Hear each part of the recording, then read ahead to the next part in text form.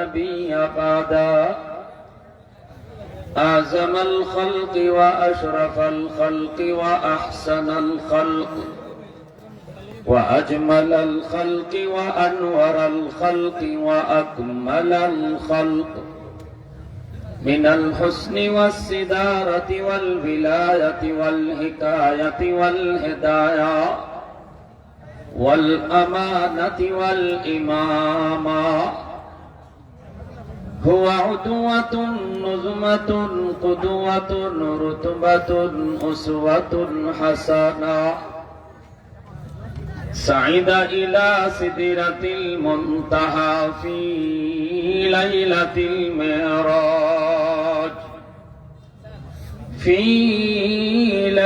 المعراج كشف الدجى ثم دنا فتدلى فكان قاب قوسين أو أدنى صلى الله عليه وعلى آله وأصحابه وبارك وسلم تسليما كثيرا أما بعد فأعوذ بالله من الشيطان الرجيم بسم الله الرحمن الرحيم والنازعات غرقا والناشطات نشطا وقال رسول الله صلى الله عليه وسلم أكثروا ذكر هادم اللذات الموت أو كما قال النبي عليه الصلاة والسلام درود شريف الشباب صلى الله على سيدنا ومولانا محمد وعلى آله وأصحابه وسلم صلى الله على سيدنا ومولانا محمد وعلى آله وأصحابه وسلم أي حبيبي كبريات پر سلام أي ہمارے دلربا تم پر سلام دل صدا کہتا رہا تم پر سلام اے امام الانبیاء تم پر سلام مسجد اقصی میں جملہ انبیاء مسجد اقصی میں جملہ انبیاء مقتدی تھے اور یہاں تم مقتدا مقتدی تھے اور یہاں تم مقتدا اے امام الانبیاء تم پر سلام دل صدا کہتا رہا تم پر সালাম মুসলমানের আওয়াজে অল্প সময় একটু জিকির করি রাজি আছি সবাই ইনশাআল্লাহ লা ইলাহা ইল্লাল্লাহ লা ইলাহা ইল্লাল্লাহ সবাই লা ইলাহা ইল্লাল্লাহ লা ইলাহা ইল্লাল্লাহ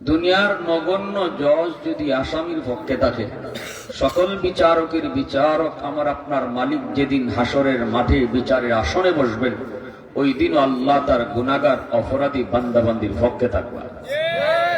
কোন উসিলায় কারে মাফ করা যায়? আল্লাহ খালি উসিলা তালাশ করবা। এই যে আমরা মাহফিলে শীতের দিনে আসি, বসি, কষ্ট করে বই আল্লাহ রসুলের কথাগুলো শুনি, যদিও আমার আপনার কাছে এই আমলটা ছোট, কিন্তু হাসরের মাঠে বান্দার নাজাতের জন্য বহুত বড় উসিলা হয়ে যাবে। এক হাদিস শরীফ রসুল বলেন, একজন মানুষের ফয়সালা হয়ে গেছে জাহান্নাম, সে জাহান্নামের দিকে যাচ্ছে, কিন্তু বারবার শুধু আল্লাহ পাকের দিকে তাকাইতেছে। তো আল্লাহ তারে জিজ্ঞেস করবেন, বান্দা তোর ফয়সালা হলো জাহান্নাম, তুই জাহান্নামে যাবি, তুই পিছনে তাকাও কেন? তখনই কইব, আল্লাহ দুনিয়াতে আলেমদের জবানে শুনছি হাসরের মাঠে তুমি ছোট ছোট উসিলায় তোমার বহু বান্দারে মাফ করবা, এজন্য আমার মন বলে আজ আমারেও কোনো একটা উসিলায় তুমি মাফ করে দেও কিনা, এজন্য বুক ভরা আশা নিয়ে বারবার তোমার দিকে তাকাইতেছি। আমার ভাইয়েরা, বন্ধুরা, যুবক, এই লোকটার কথাটা শোনার পর আল্লাহ পাকের বড় ভালো লাগলো। আল্লাহ তখন ফেরেশতাদেরকে ডাক দিয়ে বলবেন, আমার বান্দারে তোমরা ফিরায় আনো, তার আমল নামা আমি আল্লাহ নিজে দেখবো। সুবহানাল্লাহ। আল্লাহ পাক তার আমল নামাটা নিজেই রিচেক করবেন আর বলবেন, বান্দা ওই যে দেখা যায় তোমার গুনার পাল্লা ভারী, নেকির পাল্লা হালকা, কিন্তু তোমার আমল নামার ভিতরে আমি আল্লাহ দেখতেছি দুনিয়ার জমিনের অমুক একটা মাহফিলে তুমি বসা। বান্দা একটু বল, কেন সেদিন সেখানে হাজির হয়েছিলা? কইব, মালিক দুনিয়ার কোন লোভে নয়, দুনিয়ার কোনো কিছু পাওয়ার জন্য নয়, একমাত্র তোমাকে খুশি করার জন্য সেদিন মাহফিলে গিয়েছিলাম, একমাত্র তোমাকে খুশি করার জন্য হাজির হয়েছি। তখনই আল্লাহ পাক বলবে, বান্দারে আমি আল্লাহর আদত হচ্ছে মাফ করে দেওয়া, কিন্তু আমার নিজাম হলো উসিলা লাগবে। ওই দিনে মাহফিলে বসাকে উসিলা বানাইয়া আমি আল্লাহ আজ হাসরের ময়দানে তোমাকে মাফ করে দিলাম। আওয়াজ দিয়া কও না সুবহানাল্লাহ, আরো জোরে কও না সুবহানাল্লাহ, আরো জোরে আল্লাহু আকবার। প্রশংসা করব কার? একটু জোরে কার?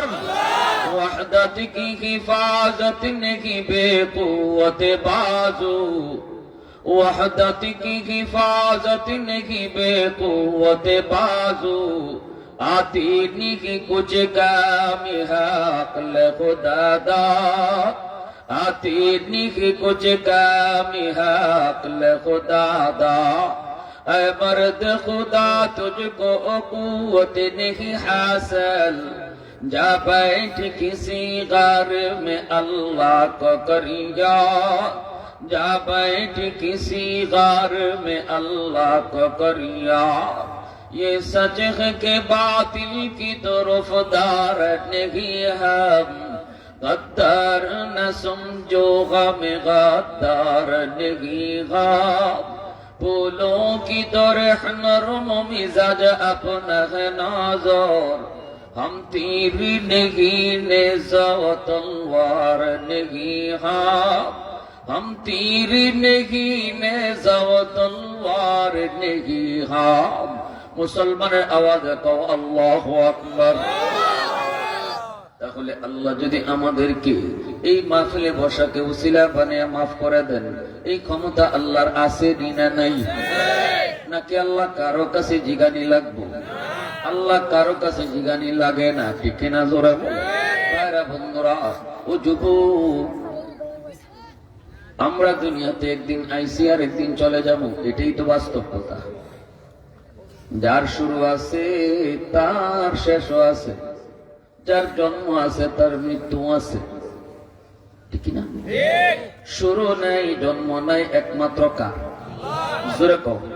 কুল্লু মান আলাইহা ফান ويبقى وجه ربك ذو الجلال والإكرام সব কিছু আল্লাহ পাক ফনা করে দিবে রে যুবক। আজকের অহংকার থাকবে না, বাহাদুরি থাকবে না, পাঁচতলা বাড়ির মালিকানা থাকবে না, চেয়ারম্যানি মেম্বারি এমপি গিরি কিছুই থাকবে না। একদিন আল্লাহ পাক সব ধ্বংস করে দিবে। শুরু আছে তাই তার শেষও আছে, জন্ম আছে যার মৃত্যু তার আছে। এজন্য ভাইরা বন্ধুরা, এখন আমার মৃত্যুটা কেমন হবে, কোন ধরনের হবে, আমার আলোচ্য বিষয় দেওয়া হয়েছে এই বিষয়। যার জীবনের কর্ম যেমন তার মৃত্যু হবে তেমন, ঠিক কিনা? কর্ম যার যত সুন্দর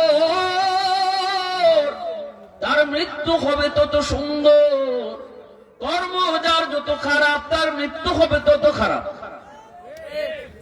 ভাইরা বন্ধুরা মনে রাখবা, আল্লাহ পাক রব্বুল আলামিন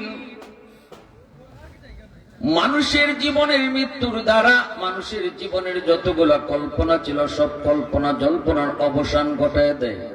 রাসূল বলেন, আকসিরু যিকরা হাযিমিল লাযযাতিল মাউত, বেশি বেশি করে তোমরা ওই মরণটার কথা ইয়াদ করো, যেই মরণ তোমার দীর্ঘদিনের আশা ভরসা সবকিছু মুহূর্তে ধূলিসাৎ করে দেয়। কেউ জানে না কার কখন মরণ হয়। স্বপ্ন ছিল তার পাঁচতলা বাড়ি বানানো, স্বপ্ন ছিল তার বিদেশে যাওয়া, স্বপ্ন ছিল বিয়ে শাদী করা, কিন্তু সকল স্বপ্ন মুহূর্তের ভিতরে যে বিষয়টা ধ্বংস করে দেয়, রাসূল বলেন এর নাম হলো মউত। জোরে বলেন না? হায় হায়, আশার জায়গায় আশা, কল্পনার জায়গায় কল্পনা, সব জায়গায় পড়ে থাকে মউত যখন আসে। এজন্য রাসূল বলছে ওই মউতটারে বেশি বেশি ইয়াদ করো। রাসূল বলেন যে মানুষটা দৈনিক 40 বার মরণের কথা ইয়াদ করবো, আল্লাহ তার শহীদি মরণ দান করবে। মরণের কথা বেশি বেশি ইয়াদ হবে তখন কবরস্থানে বেশি বেশি যাওয়া, কবর জিয়ারত যে যত বেশি করব তার মরণের কথা তত ইয়াদ হইব এবং তার দিল তত নরম হইব। কবরস্থানে যে যত বেশি যায় তার দিল তত নরম হয়। আর নেতা নেত্রীর কাছে যে যত বেশি যায়, পাওয়ারফুল লোকদের কাছে যে যত বেশি যাইব তার দিল তত শক্ত হইব, তার দিল তত শক্ত হইব। আপনাদের এলাকায় যুবক যৌবনে মরেনি না মরে না? বাপের আগে সন্তান মারা যায় কি যায় না? যাওয়ার সময় কোনো সিরিয়াল নেই, আসার সময় সিরিয়াল আছে, ঠিক না নি ভাই? আসার সময় সিরিয়াল আছে, বাবা আগে আসে সন্তান পরে আসে, কিন্তু যাবার সময় কে আগে যায় কেউ জানে না। বাপ আগে যায় না ছেলে আগে যায়, দাদা আগে যায় না নাতি আগে যায়, কেউ জানে না। ভাইরা বন্ধুরা, জন্য মনে রাখবা, মৌতের হাত থেকে আল্লাহ কাউকে রেহাই দিবে না, কাউকে রেহাই আল্লাহ দেয় নাই। নবী বলেন, অলি বলেন, গস বলেন, কুতুব বলেন, আল্লাহর যত প্রিয় বান্দাই বলেন, কেউ মৌতের হাত থেকে রেহাই পায় নাই। যত বড় নাফরমানি হোক সেও কিন্তু মৌতের হাত থেকে রেহাই পায় নাই। যত বড় অহংকারী হোক মৌতের হাত থেকে রেহাই, জোরে বলেন। সুলাইমান পয়গম্বর এত বড় পয়গম্বর, তামাম দুনিয়া যেই নবী বাদশাহী করেছেন, আল্লাহ পাক রব্বুল আলামিন শুধু মানুষের উপরে তার ক্ষমতা দেন নাই রে যুবক, জিন্নাতের উপরও তার ক্ষমতা ছিল, বাতাসের উপরও তার ক্ষমতা ছিল। সুবহানাল্লাহ। বাতাসকে যদি বলতেন আমাকে এখান থেকে ওখানে নিয়ে যাও, বাতাস কোনা কেউ না আর সেই সিংহাসন সহ নিয়ে যেত। আমরা গাড়ি তুটন লাগে, ঘোড়া তুটন লাগে, সুলাইমান নবী গাড়ি ঘোড়া দিয়ে চলতেন না, তিনি বাতাসের উপরে বেশে চলতেন। সুবহানাল্লাহ। কি পাওয়ারফুল একজন বাদশাহ ছিলেন সুলাইমান পয়গম্বর। মৌতের সময় যখন কাছে আসলো, মালাকুল মউত আজরাইল সামনে এসে সালাম দিলেন। সুলাইমান পয়গম্বর বলেন, কে গো তুমি? মালাকুল মউত আজরাইল বলেন, নবী গো, আমার পরিচয় আপনি জানবেন না, চিনবেন না, কিন্তু আমি আপনারে চিনি। এই পৃথিবীতে যত মানুষ আমারে চিনছে কেউ দুনিয়াতে নাই। সুবহানাল্লাহ। মালাকুল মউত আজরাইল বলেন, আমারে যতজনে চিনছে কেউ নাই, যে ওই চিনছে ওই শেষ। কে তুমি? আমি মালাকুল মউত আজরাইল। পয়গম্বর সুলাইমান আলাইহিস সালাম কয়, ভাই আজরাইল, কেন এসেছো? নবী গো, আপনি রেডি হয়ে যান, আপনার যান কবজের সময় কোনায় আসছে, আপনি প্রস্তুতি নেন। সুলাইমান পয়গম্বর বলতেছে, ভাই আজরাইল, ওই যে দেখো আল্লাহর ঘর মসজিদে আকসা, বাইতুল মুকাদ্দাস, বর্তমানে ইহুদিদের দখলে ফিলিস্তিনে যে মসজিদ, এই মসজিদ সুলাইমান নবী জিন্নাতের দ্বারা বানাইতেছেন। জিন্নাত দেব দানবের দ্বারা মসজিদ বানাইতেছেন। সমুদ্রের তল থেকে দামি দামি পাথর কোরা আইনা এই মসজিদ তিনি নির্মাণ করাইতেছেন। সুলাইমান পয়গম্বর ওনার অধীনে চলতো দেব দানব, বড় সাংঘাতিক ভয় পাইতো নবীরে।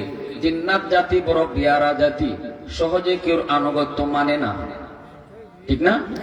বরং শেপ পাইলে একদম জাতা দিয়া ধরে। যারা জিন ছাড়ায়, কবিরাজ, এরা তো সারায় ঠিক আছে, কিন্তু যদি শেবে পায়, কবিরাজরাও কিন্তু একদম নাম ভুলে গেছে, কারণ এটা খুব সাংঘাতিক জিদ্দি জাতি, জিন জাতি। এমনকি কবিরাজরা যদি কিচ্ছু করতে না পারে, তার ফুলাফানুরই লোক ক্ষতি করে, তার বংশ হইলে কোনো ক্ষতি করে, তো জিদ থাকে।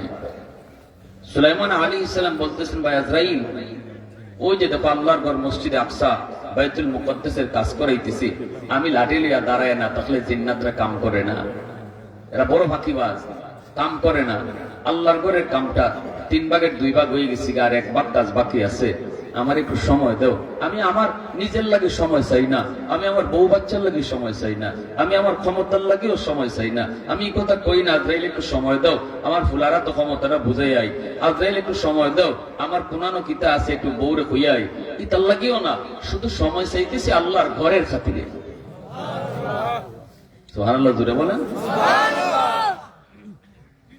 আমরা হকে লাগে কইলাম রে, ও ভাই আজরাইল একটু সময় দেও, আমার 3 লাখ টাকা ব্যাংক করে অ্যাকাউন্ট নাম্বারটা বলে দিয়ে আই, জানি আমরা তো ইটের না কইলাম, কিন্তু মালাকুল মউত আজরাইলে হযরত সুলাইমান আলাইহিস সালামে কইন আল্লাহর ঘরের খাতিরে একটু সময় দিবা।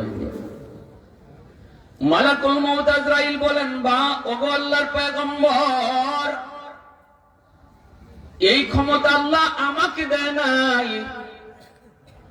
এই ক্ষমতা আল্লাহ আমাকে দেয় নাই কাউকে সময় দেওয়ানি আর কারো সময় কমানির অধিকার শুধু একমাত্র আল্লাহ। সুবহানাল্লাহ। যদি আপনার সময় চাইতে হয় আমার কাছে নয় কোন নবী, আপনার সময় চাইতে হবে আল্লাহর কাছে। আল্লাহর কাছে সময় চাওয়া লাগবো। সাথে সাথে সুলাইমান পয়গম্বর আল্লাহকে ডাক দেয়া কই, মালিক দিবানি তোমার ঘরের খাতিরে একটু সময়, আল্লাহ তোমার ঘরের খাতিরে একটু সময় দিবানি। আমি নিজের জন্য সময় চাই না। এই জিন্নাত জাতি তো বড় পেয়ারা জাতি, এরা তো আমি যদি মারা যাই তাহলে কামটা বন্ধ করে দিব, এই কাম এদেরকে দিয়ে আর কেউ করাইতে পারতো না। আল্লাহ একটু দিবানি, সময় একটু দিবানি। আল্লাহ পাক রব্বুল আলামিন কয়, সুলাইমান, এটা আমি আল্লাহর আদত না, যার যখন মৌতের টাইম হয়ে যায় সে যেখানে আছে এখানেই তার, কিন্তু এটা আমার ফরমান, এটা আমার আদত, এটা আমার নিজাম, এটা আমার ফয়সালা, এটা আমার আইন। আইন আইন আমি আল্লাহ আইনের ভিতরে কখনো গায়ন করি না। অতএব সুলাইমান রেডি হয়ে যাও, রেডি হয়ে যাও, রেডি হয়ে যাও। সুলাইমান পয়গম্বর কয়, মালিক, তাহলে তোমার ঘরের বাকি কামটা কেমনে সমাপ্ত হবে গো মালিক? আল্লাহ তখন বলে, এটা আমার হাতে ছেড়ে দাও। সুবহানাল্লাহ। সুলাইমান পয়গম্বর কয়, আল্লাহ একটু কইবানি কেমনে তুমি কামটা করাইবা, তাও মইরা একটু শান্তি পাইব। আল্লাহ টেনশন হয় কেমনে তুমি করাইবা, একটু কইবানি। তখনই আল্লাহ পাক কয়, তাহলে শোনো কেমনে আমি বাকি কাম করাইমু। তোমার জানটা কবজ হয়ে যাবে, লাঠিতে তুমি যেইভাবে বর দিয়ে দাঁড়ায় রইছো, জিন্নাতের দিকে যেভাবে তুমি তাকায় রইছো, মরণ হয়ে যাওয়ার পরেও তোমার এইভাবেই দাঁড় করায় রাখবো। বডিটারে আমি আল্লাহ মাটিতেও ফালাবো না, বডিটারে পচাবো না। ওরা দেখলে মনে করবে তুমি জিন্দা দাঁড়ায় আছো। সুবহানাল্লাহ। জিন্নাত মনে করবে তুমি জিন্দা দাঁড়ায় আছো। তুমি যে মারা গেছো, তোমার রূহটা যে চলে গেছে, এটা কিন্তু জিন্নাতরা টের পাবে না। এই অবস্থায় আমি তোমার বডিটারে রাখবো, সংরক্ষিত করে রাখবো, যতদিন না আমার ঘরের কাম শেষ না হয়। সুবহানাল্লাহ। যেদিন আমার ঘরের কাজ শেষ হবে ওই দিন তোমার বডিটা পড়ে যাবে মাটিতে। এই কথা শোনার পর সুলাইমান নবী আল্লাহ আমি তোমার সিদ্ধান্তে রাজি। আওয়াজ দেখো না সুবহানাল্লাহ। প্রশংসা করব কার? আরেকটু জোরে কও না কার? আলহামদুলিমান কদ্দারা খায়রাও ওয়া খাবালা, আলহামদুলিমান কদ্দারা খায়রাও ওয়া খাবালা, ওয়া শুকরু লিমান সাওয়ারা হুসনাও ওয়া জামালা, ফারদুন সামাদুন আন সিফাতিন খালকি বারিউন, রাব্বুন আযালিয়্যুন খালাকাল খালকা কামালা, লা জিদ্দা ওয়ালা নিদ্দা ওয়ালা হাদ্দা লিমাওলা, লা জিদ্দা ওয়ালা নিদ্দা ওয়ালা হাদ্দা লিমাওলা, আল আনা কামা কানা ওয়া লাম ইয়ালকা যাওয়ালা, আল আনা কামা কানা ওয়া লাম ইয়ালকা যাওয়ালা। আবার আওয়াজ দেখো আল্লাহু আকবার। ভাইরা বন্ধুরা, মূসা নবীর জমানার আগ পর্যন্ত কেমনে আল্লাহ কাম করাইছেন কইতেছি। এর ফাঁকে একটা কথা কইলি, মূসা নবীর জমানার আগ পর্যন্ত মালাকুল মউত আজরাইল মানুষের সুরত ধইরা জান কবজ করতেন। মানুষের সুরত ধইরা আইয়া মানুষের জান কবজ করতেন। কিন্তু মূসা নবীর সময় লাগছে বেঙ্গা, সিলেটি ভাষা কিতা কয় রে বেঙ্গা, একবার আসলি শব্দ নাইছে আপনারা সিলেটি। মূসা নবীর সময় লাগছে বেঙ্গা। কেমনে? মূসা নবীরে যখন মালাকুল মউত আজরাইল জান কবজ করতে আইছেন, মূসা নবী নরম না গরম? বলে কয় না নরম না গরম? খালি গরম না বেশি গরম? নবীদের মাঝে খুব গরম নবী মূসা নবী। এজন্য যখন গরম হইতেন তখন মাথার চুল খারইয়া তকি ছিদ্রিয়ে বাইরে যেত। শরীরের পশম গুলা আমরা কাটা যাবে বাইরে না, এভাবে কাটার মতো খারাই যেত। এজন্য মূসা নবী উনার শরীরের পশমরে আটকায় রাখবার লাগি মোটা কাপড় আগে একটা পরতা, এরপরে পাঞ্জাবি পরতা। কিতা বুঝো? হ্যাঁ, এই মূসা নবীর কাছে যখন মালাকুল মউত আজরাইল আইছিল, ইমাম বুখারী রাহমাতুল্লাহি আলাইহি তার টিকার মধ্যে, বুখারী শরীফের টিকার মধ্যে আনছেন, মূসা আলাইহিস সালাম জিজ্ঞাসা মালাকুল মউত কেন আইছো? আপনার দান কবজ করতাম। মূসা নবী কইল আমার দান কবজ তুমি কেমনে করবা? আমার হাতে তোমার সাহায্য করবো নি, আমার পায়ে তোমার সাহায্য করবো নি, আমার চোখে তোমার সাহায্য করবো নি, কেমনে করবা তুমি? আজরাইল আলাইহিস সালাম আমার জবাব মনসা করবো নি, অত কথা কই কিতা? এমনি মূসা নবী মাইরে বসেন সর, এমন সর দিছেন আজরাইল রে, চোখ একটা পুলিয়া আজরাইল হাত হইছে। কিতা বুঝুন? আজরাইল মূসা নবীর হাতের জোর কি জানেননি? আল্লাহ কোরআনে কইছেন দুই লোকে ঝগড়া লাগছে। মূসা নবীর বংশ হইল বনি ইসরাইল আর ফেরাউনের বংশ হইল কিপ্তি।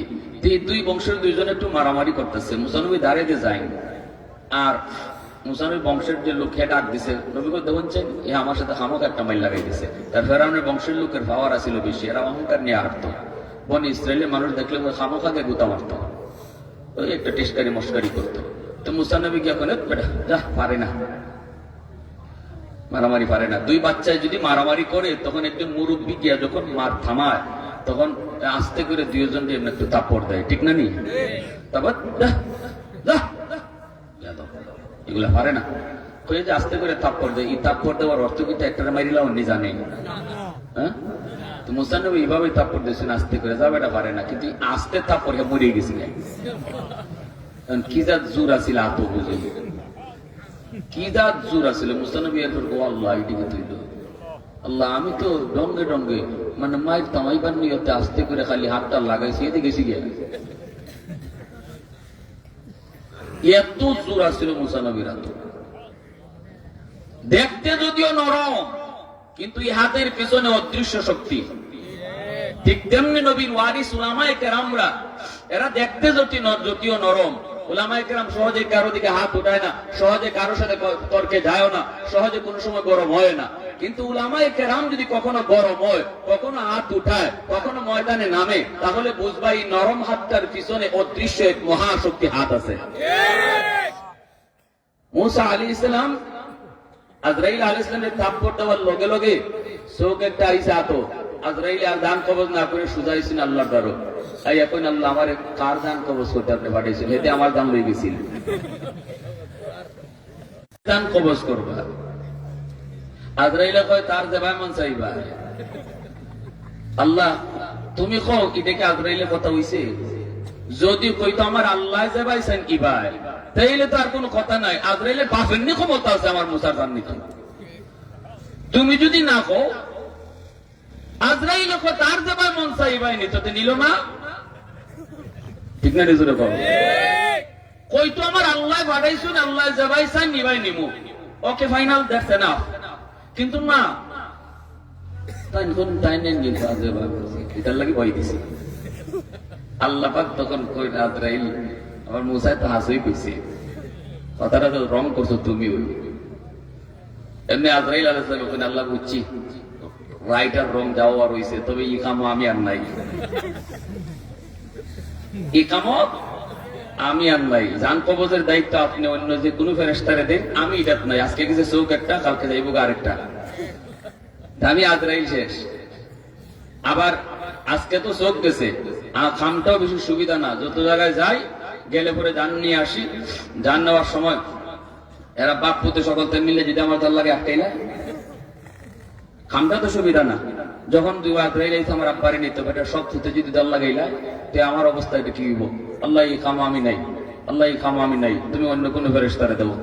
আর এই দান কবজ করার পরে যা গাইল আছে আমারে যা গাইলা, আজরাইলে আর কোনো কাম নাই, আমার আব্বারে লয়ে গেছে। আজরাইলে আর কোনো কাম নাই, আমার পুত্রে লয়ে গেছে। আল্লাহ এত গাইলো আমি শুনতে রাজি না, আর এইভাবে মাইরো খাইতে রাজি না, তুমি এটা অন্য কেউ দাও, আর আমার অন্য কোনো দায়িত্ব দাও। আল্লাহ পাক না এটা তোমারই করণ লাগবো। হইতে এটার সমাধান কেমন হইব? আল্লাহ এখন সমাধান আমি করতেছি। এতদিন পর্যন্ত তোমারে ফাটাইছি মানুষের সুরত দইয়া, আর এখন তুমি যাইবাই কেউ তোমারে দেখতই না, গান লাগাইব কেমনে? বুলেট প্রুফ গাড়িতে ঢুকবাই তাও তোমারে দেখতো না। আল্লাহু আকবার জোরে বল। অদৃশ্য অবস্থায় তুমি যে ঢুকবা, কেউ তোমাকে পাবে না, ধরতে পারবে না, টেরও পাবে না। যার জান কবজ করতে গেছ সেই শুধু টের পাইব, সেই শুধু বুঝবো কে এসেছে, কারা কারা তার জান কবজ করতে আসলো। যেই মানুষটার যখন মরণ হয়, যুবক সাকরাত যখন শুরু হয়, তখন আল্লাহ পাক তার চোখের সামনে থেকে সব কুদরতি পর্দা সরায় দেয়। কুদরতি পর্দাটা সরায় দেওয়ার পর সে তখন জানতে পারে কোন ফেরেশতা তার জান কবজ করার জন্য এসেছেন, আর কোন সন্তান তার পাশে বসে আছে। কারা কারা তার পাশে বসে বসে কাঁদতেছে, ফেরেশতা কারা কারা আসছে, এদের চেহারা কেমন, এরা কি জান্নাতি ফেরেশতা না জাহান্নামী, এরা কি রহমতের ফেরেশতা না গজবের ফেরেশতা। এদের চেহারাটাও তখন এই মুমূর্ষ ব্যক্তি সাকরাতের কালীন সময় সে দেখতে পায়। এজন্য আল্লাহ পাক রব্বুল আলামিন কয়, আজরাইল তোমারে যখন আমি এখন থেকে পাঠাবো, কেউ দেখবে না, কেউ টেরও পাবে না, কিন্তু টের পাবে কে? আল্লাহ। টের পাবে ওই মানুষটাই যার যার কবজ হইব। এজন্যই তো আমার নবী, মায়ার নবী, রহমতের নবী, দরজার সামনে যখন মালাকুল মউত আজরাইলকে সাথে নিয়ে জিবরাইল সালাম দিলেন, মায়ার নবী বলেছিলেন, ফাতেমা দরজার সামনে কে সালাম দিয়েছে একটু যায় দেখো। সালাম দিয়েছে কে দেখো। ফাতেমা দরজা খুললেন, দূর দিয়ে এসে বলতেছেন, আব্বা গো এমন একজনকে দেখেছি, আলা জালা খালি দেখছি, পাও আসমান ও মাথা জমিন। আল্লাহু আকবার। আল্লাহর নবী রহমতের নবী বলতেছেন, মালাকুল মউত জিবরাইল, মালাকুল মউত আজরাইল ঘরের বাইরে, জিবরাইল আগে যায় ঢুকলেন, ঢুকে বলতেছেন, নবী গো একজন ফেরেশতা আপনার দরজার বাহিরে দাঁড়ায় আছে, অনুমতি চাই গো নবী, অনুমতি দিলে ইনি ঢুকবে। আল্লাহ রসুল বলতেছেন, কে সে? মালাকুল মউত আজরাইল। রসুলকে বলতেছেন, মালাকুল মউত আজরাইল। জিবরাইল আমিন বলতেছে, ইয়া রাসূলুল্লাহ এই আজরাইল কারো ঘরে কোনোদিন ঢুকতে অনুমতি নেয় না গো নবী, শুধুমাত্র আপনার ঘরে ঢুকার জন্য আল্লাহ আপনার কাছ থেকে অনুমতি নিতে কইছে। সুবহানাল্লাহ, জোরে কও। আমার উস্তাদ মালিবাগ মাদ্রাসায় যখন দাওরায়ে হাদিস পড়ি, বুখারী সানি যার কাছে পড়লাম, কুতুবুল আলম শাইখুল ইসলাম হুসাইন আহমদ মাদানী রহমাতুল্লাহ আলাইহির খলিফা, এশার নামাজের পরেও হুজুর আমাদের কি বুখারী পড়াইলেন। বুখারী পড়ায় হুজুরে খাওয়া দাওয়া করে যখন ঘুমাবেন, আমার বন্ধু ছিল হুজুরের খাস খাদেম, হুজুরের খাস খাদেম ছিল আমার বন্ধুর নাম হলো আনাস। হুজুরে বলতেছেন, আনাস মশারিটা টানায় দিয়া তুমি যাও, কিন্তু বাবা আজকে আমার দরজা জানালা চাপাও না, দরজা জানালা খোলা রাখো। আমার কেন জানি মন বলে আজ রাত আমার ঘরে মেহমান আসবে। সুবহানাল্লাহ, জোরে কও, আর একটু জোরে কও না সুবহানাল্লাহ। যারা নেককার, যারা নেককার বান্দা বান্দি, ওরা কিন্তু টের পায়। ভাইরে বন্ধুরা, একটু খেয়াল করে মন দিয়ে শোনো। বাস্তব জীবনে, তোমার জীবনে যা কিছু দেখতেছো সবকিছু কল্পনা। শুরু হবে বাস্তবতা, যেদিন মরণ হবে ওই দিন দেখবা ঘুম ভাঙছে। এতদিন পর্যন্ত দুনিয়ায় যা গাড়ি করেছো, বাড়ি করেছো, সব তোমার কাছে তখনই মনে হবে ঘুমের ভিতরে স্বপ্নের মতো। আমরা ঘুম থেকে উঠার পরে যেমন দেখি স্বপ্নের কোনো বাস্তবতা নাই। স্বপ্নে দেখেছি রাজার মেয়েকে বিয়ে করেছি, স্বপ্নে দেখেছি আমরা বাসর ঘরে রাজার মেয়েকে নিয়ে আনন্দ করি। ঘুম ভাঙ্গার পরে দেখি কোনো অস্তিত্ব নাই। ঠিক তেমনি ভাবে এই 50 বছর, 60 বছর, 70 বছরের হায়াতের জীবনে তুমি যা যা করেছ সব কিছু তোমার যখন সাকরাত শুরু হবে, আজরাইলকে যখন তুমি দেখবা, তখন তুমি দেখবা সামনের জীবনটা হলো তোমার স্বপ্ন ভাঙ্গার বাস্তব জীবন, আর 60 বছরের হায়াতটা ছিল তোমার স্বপ্নের মতো কয়েকটা সেকেন্ড। আল্লাহু আকবার, জোরে কও, আরেকটু জোরে কও, আল্লাহু আকবার। আল্লাহ পাক বলেন, ওয়ান্নাজিআতি গারকা ওয়ান্নাশিতাতি নাশতা। এই জায়গার ভিতরে আল্লাহ পাক দুই দল ফেরেশতার কসম খেয়েছেন, দুই দল ফেরেশতার কসম। একদল ফেরেশতা হলো যারা পাপিষ্ঠদের জান কবজ করার জন্য মালাকুল মউত আজরাইলের প্রতিনিধি হিসাবে আগমন করে। আরেক দল ফেরেশতার কসম আল্লাহ খেয়েছেন যারা নেককার মানুষের রূহ কবজের জন্য আজরাইল আলাইহিস সালামের পক্ষ থেকে প্রতিনিধি হয়ে আসে। এই দুই দল ফেরেশতার কসমকে আল্লাহ বুঝায় দিলেন, মানুষের মরণ হবে দুই রকম, মানুষের মরণের অবস্থাটাও হবে দুই রকম। মানুষের মরণ কারো হবে বড় কষ্টের, কারো হবে খুব আরামের। এই কথাটা আল্লাহ পাক কসম খায়া বুঝায় দিয়েছেন। আল্লাহু আকবার, জোরে কও, আরেকটু জোরে কও, আল্লাহু আকবার। আমার উস্তাদ বলতেছিলেন, বাবা আনাস, আজ আমার দরজা জানালা তুমি লাগাও না, তবে একটু পরে পরে আইসা আমারে তুমি দেখা যাও, একটু পরে পরে আইসা দেখা যাও। অথচ এশার নামাজের পরে হুজুর নিজে বুখারী শরীফ আমাদেরকে পড়াইছেন। আনাসে আমারে আইসা বলতেছে, নাসির ভাই, হুজুর আজকে এই কথা কেন কইলেন বুঝি না, হুজুর এই কথা কেন কইলেন বুঝি না। আমি বললাম, চল আজ আমরা ঘুমাবো না, আমরা দুজন একটু পর পর যায় হুজুরে দেখবো। 12টার সময় হুজুরের রুমের বারান্দার পাশে আসলাম, 3 তলার হুজুরের রুম, আর আমরা থাকতাম 2 তলায়। 2 তলা থেকে 3 তলায় ওইটা দরজার পাশে গেলাম, যাই দেখি দরজাটা পুরা খোলা, জানালাগুলা সব খোলা, আর হুজুর মশারির ভিতরে বালিশের মধ্যে আল্লাহর কোরআন রাইখা কোরআনুল কারীম তেলাওয়াত করতেছেন। আমরা কোনো আওয়াজ করলাম না, চুপচাপ দিকে আবার চলে আসলাম। 1টা বাজে আবার গেলাম, 1 ঘন্টা পর পর যাইতেছি, যারা দেখি আবারও তিনি কোরআন তেলাওয়াতেই মগ্ন। আমরা যে দেখতেছি তিনি কোরআন তেলাওয়াতেই মগ্ন। এরপরে যখন 2টা বাজে গেলাম, তখনও দেখি কোরআন তেলাওয়াতে মগ্ন। মানুষ যখন কোরআন তেলাওয়াত করে তখন বান্দা আল্লাহর সাথে কথা কয় না, বরং কোরআন তেলাওয়াতকারীর সাথে আল্লাহ নিজে কথা কয়। সুবহানাল্লাহ, জোরে বলেন। এজন্য মুসা নবী একদিন কইছিলেন, আল্লাহ তুর পাহাড়ে আমি যে তোমার সাথে কথা বলি, আমার মতো আর কেউ কি কথা কইব? তুকাল্লিমু মাই হাল তুকাল্লিমু আহাদান গায়রি, আল্লাহ আমি ছাড়া আর কেউ কি তোমার লগে কথা কইব? আল্লাহ তখন বলেন, মুসা তুমি আমার সাথে কথা বলো, আমার আর তোমার মাঝখানে পর্দা আছে, কিন্তু অদূর ভবিষ্যতে একদল উম্মত জমিনে আসবে রে মুসা, ওদের সাথে আমি আল্লাহ কথা বলবো, কিন্তু মাঝখানে পর্দা থাকবে না। লাইসা বাইনি ওয়া বাইনাহুম হিজাব, মুসা নবী অবাক হয়ে গেলেন, মালিক কও কি, এরা কোন উম্মত? আল্লাহ তখনই কয়, এরা আমার বন্ধু মুহাম্মদুর রাসূলুল্লাহর উম্মত, উম্মতে মুহাম্মদ। মুসা নবী অবাক হয়ে বলেন, মালিক আমি তো তোমার সাথে কথা বলি, তুর পাহাড়ে আইসা কথা বলতে হয়, যেখান থেকে সেখান থেকে কথা বলা সম্ভব হয় না। মুসা নবীর জন্য কথা বলার অনুমতি ছিল শুধুমাত্র তুর পাহাড়ে আইসা।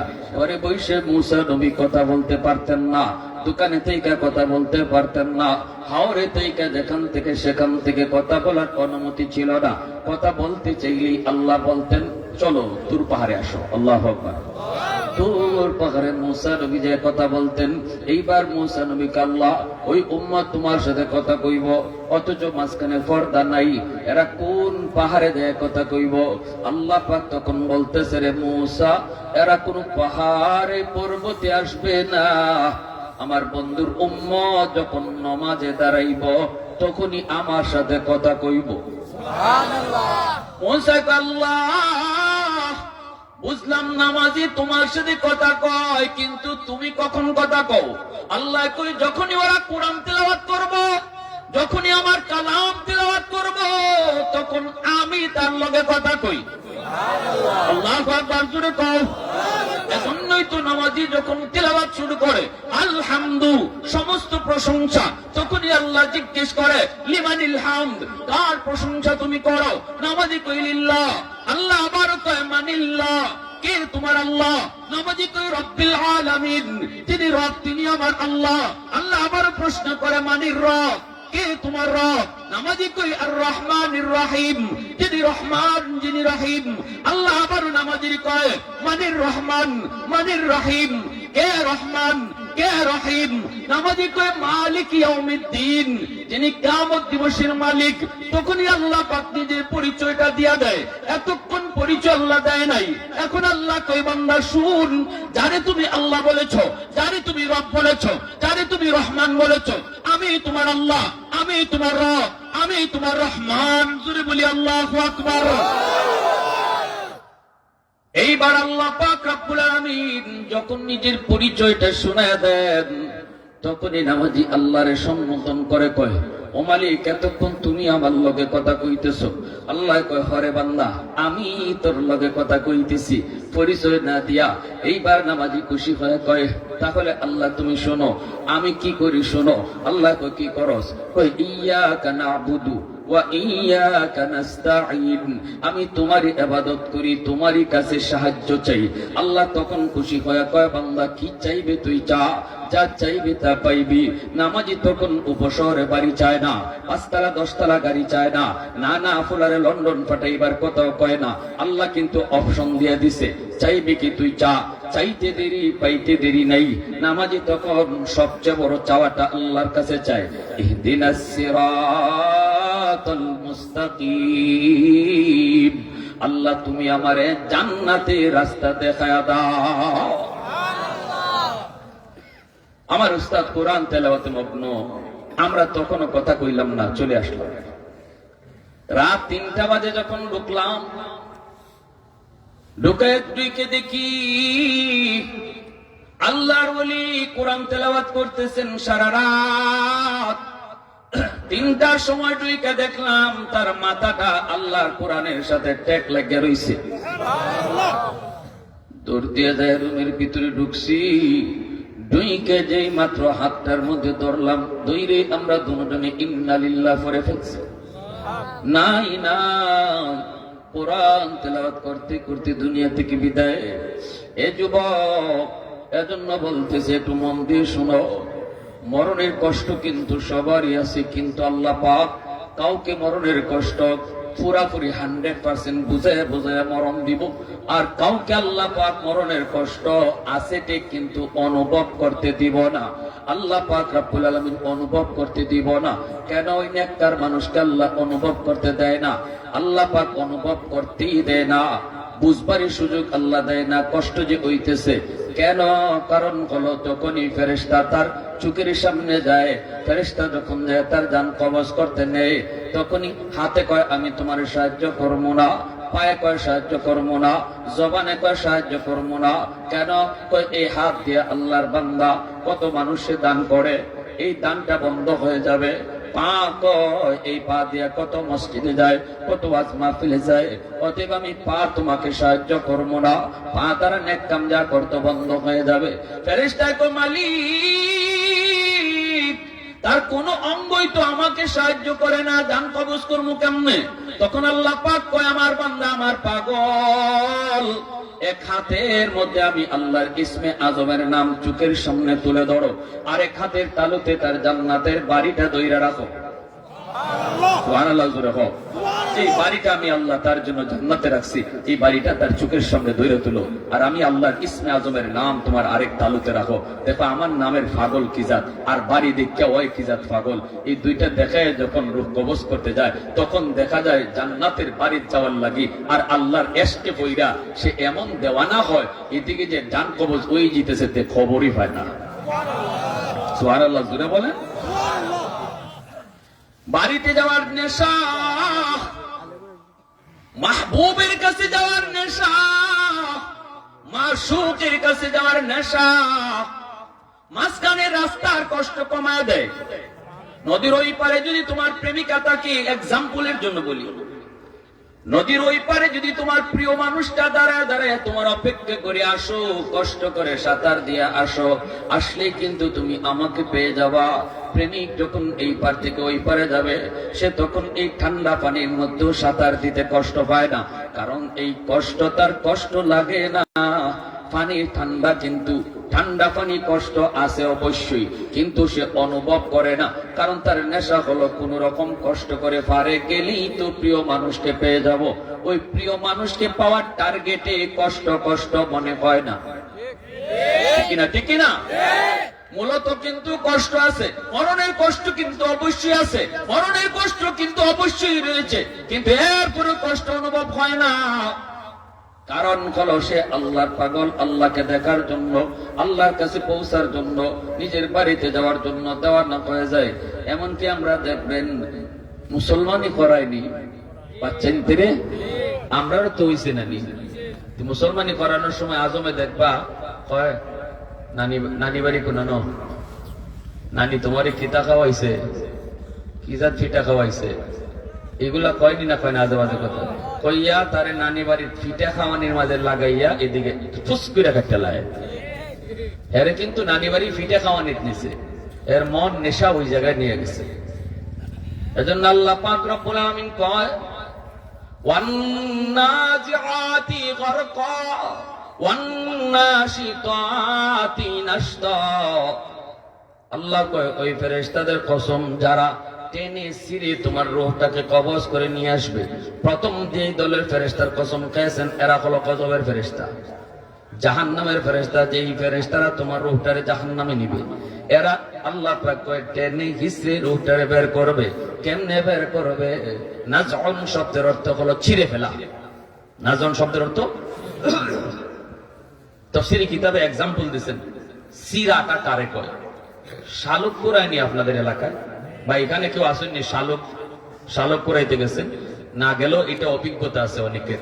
শালুক যারা কুরায় এরা বন্দে হাওরে গিয়া শালুকের পাতাটা দেখিয়া টার্গেট লয়, পাতাটা দেখিয়া নামে, নৌকা থেকে নামে, নামিয়া এই পাতার লতটা দইরিয়া টার্গেট লইয়া মাটির যায়, ঠিক না? লত দইরা এটা দইরে দইরে নিচে যায়, গিয়া সে বুঝে যে এখানেই শালুক আছে, আঙ্গুলটা ঢুকাইয়া শালুকটারে বাইক করে, শালুকটারে বাইক করে এরপরে এতগুলা ডেটা যে উফিদে রইছে এই ডেটাগুলারে সিরে, কেমনে সিরে? ওই শালুকটা এক হাতে ধরে আর ইয়ারটারে এমনে ধরে দইরা, এইভাবে দইরা ইভাবে মোচড় দেয়, ঠিক না? এইভাবে মোচড়টা দেওয়ার লগে লগে শালুকের সবগুলি শাখা প্রশাখা সব ছিঁড়ে যায়। আর ছিঁড়ার পরে ওই কি উপরে যতগুলা পাতা ছিল এতক্ষণ পর্যন্ত সবগুলি পাতা একসাথে এক জায়গায় ছিল, যখনই নিচ থেকে ছিঁড়ে ফেলে তখন প্রতিটা পাতা এক একটা এক এক দিকে চলে যায়, নাকি কাছাকাছি থাকে, ছিন্ন বিচ্ছিন্ন হয়ে যায়। আল্লাহ ওই এটার সাথে এক্সাম্পল দিচ্ছেন, পাপিষ্ঠদের রূহ কবজের তুলনা দিচ্ছেন আল্লাহ এই জায়গায়। যখন পাপিষ্ঠ, বদকার, গুনাহগার তাদের রূহটা যখন কবজ করা হবে তখন এইভাবেই ফেরেশতারা তার রূহটারে ছিঁড়ে, আর ছিঁড়ার কারণে তার বডির যত অঙ্গগুলি ছিল, এই হাতের সম্পর্ক ছিল রূহের সাথে, চোখের সম্পর্ক ছিল রূহের সাথে, কানের সম্পর্ক ছিল রূহের সাথে। যখন রূহটা এইভাবে শালুকের মতো ছিঁড়ে ফেলে তখন কান কানের মতো আলাগ হয়ে যায়, চোখ চোখের মতো আলাগ হয়ে যায়, হাত হাতের মতো আলাগ হয়ে যায়। এজন্যই দেখবেন মানুষ মরার পরে কান কানের জায়গা থাকে না, নাক নাকের জায়গা থাকে না, কিনা জোরে এখন? কারণ কোনোটা কোন অঙ্গের সাথে কোন অঙ্গের তখন আর সম্পর্ক থাকে না, সব আলোক হয়ে যায়।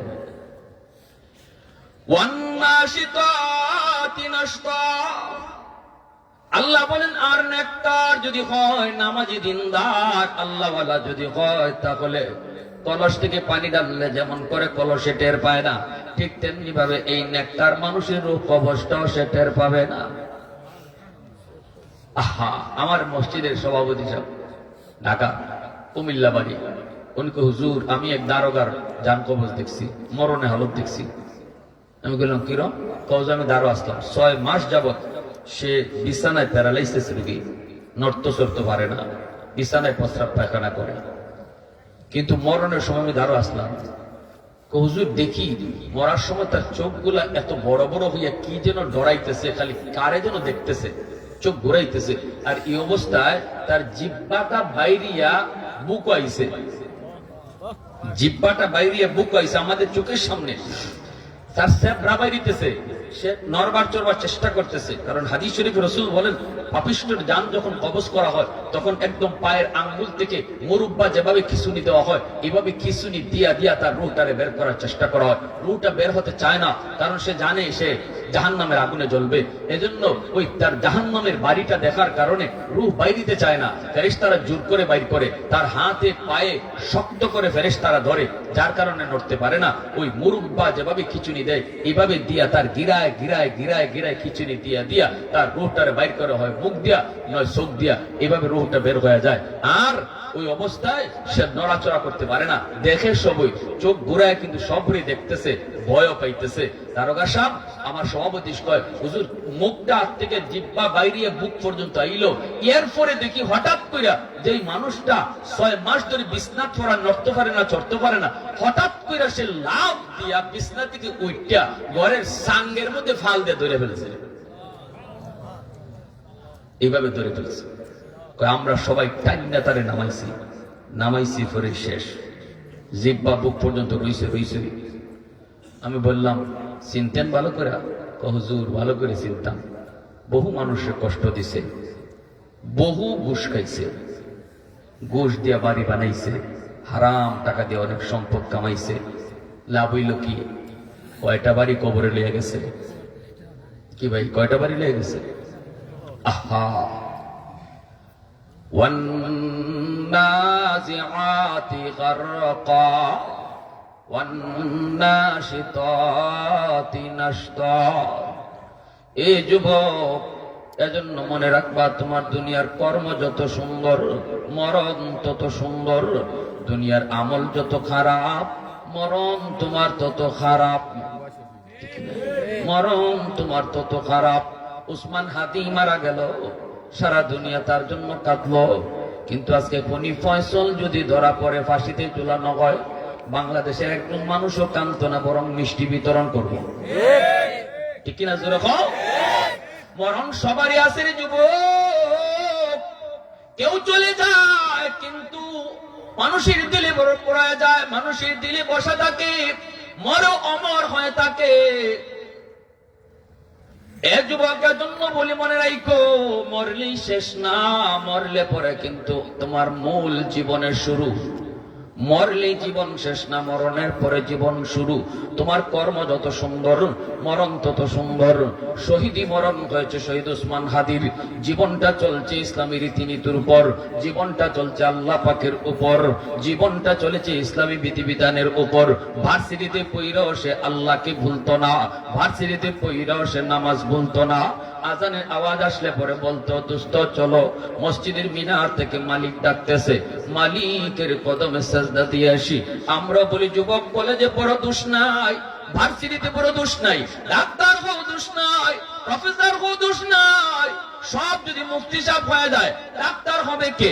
সব যদি হাফিজ সাহেব হয়ে যায়, পাইলট হবে কে? তোমরা যে যেখানে আসো থাকো, কিন্তু একটাই শুধু আমাদের কথা, মূল পরিচয় তোমার আমার মুসলমানের সন্তান। মুসলমানই ভুলে যেও না। ভার্সিটিতে পড়ো, দিলের ভিতরে আল্লাহকে বসাও, দিলের ভিতরে আল্লাহকে বসায় রাখো।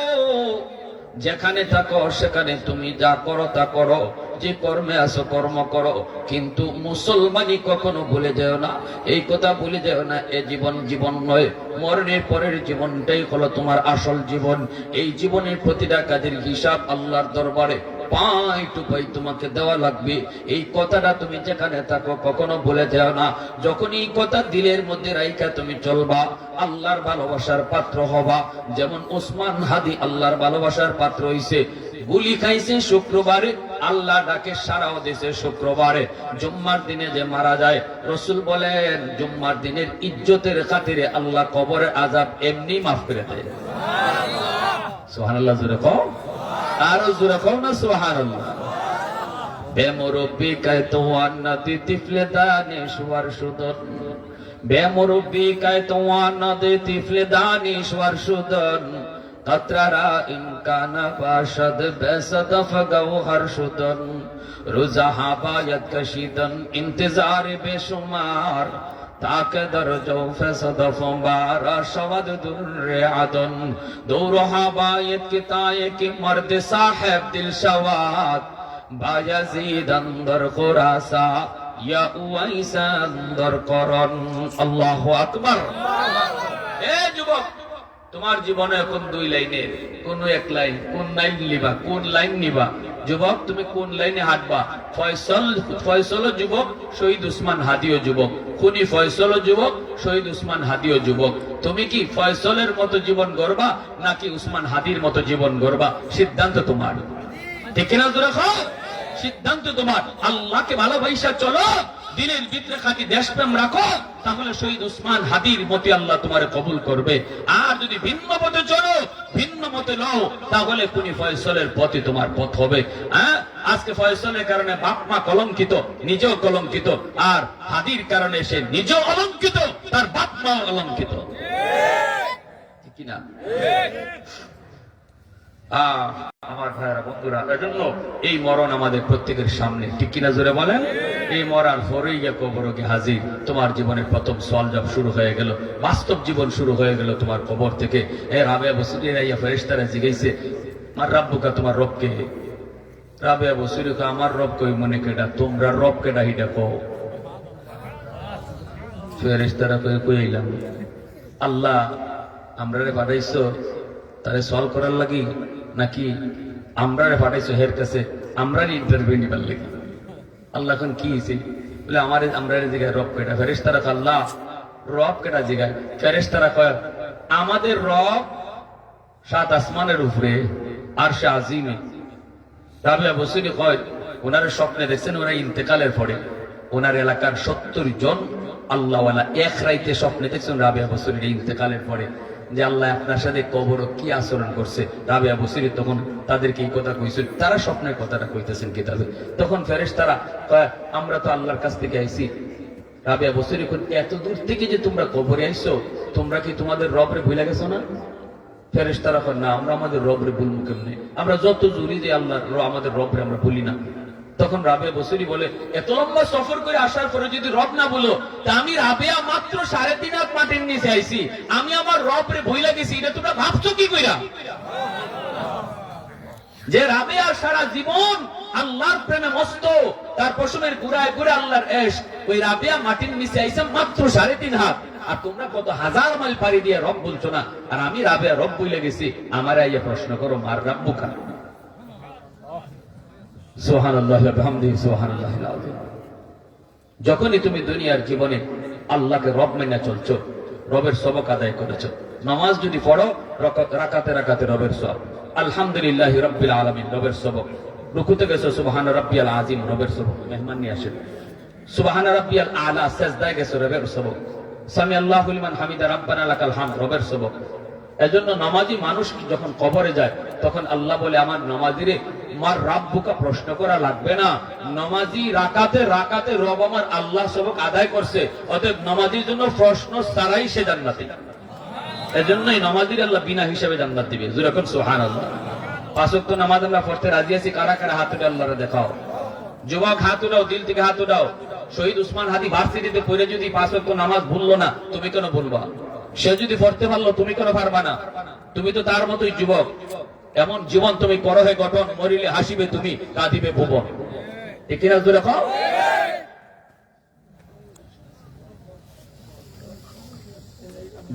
এটা আরো আগে কথা। জানালা 6টা, দরজা 4টা, টিন 3 বান, সিমেন্ট 50 বস্তা, ইট 1000।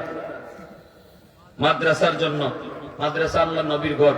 একজন ভাই হিম্মত করে বলেন, আমি মুসাফির হিসাবে, একজন ভাই বলেন দেখি, জানালা 6টার ভিতরে আসেননি একজন আল্লাহর গোলাম, একটা জানালা দিবা আমার নবীর ঘর মাদ্রাসায়। আল্লাহ যেন আপনার ঘরের সকল হাজত পুরা করে দেয়।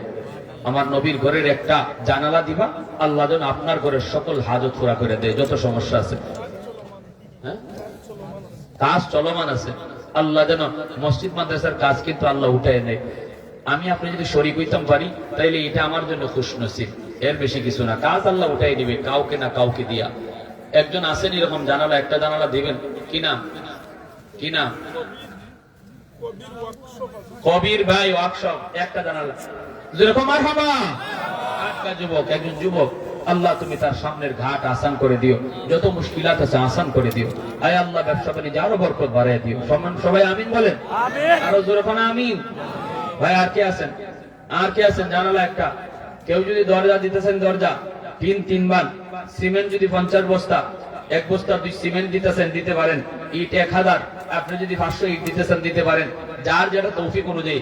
যদি বলেন হুজুর আমি 2টা সিমেন্টের বস্তা দেব, ইনশাআল্লাহ আপনারা সিমেন্ট লইয়ে ভুইয়ে গেছেন এই এলাকা।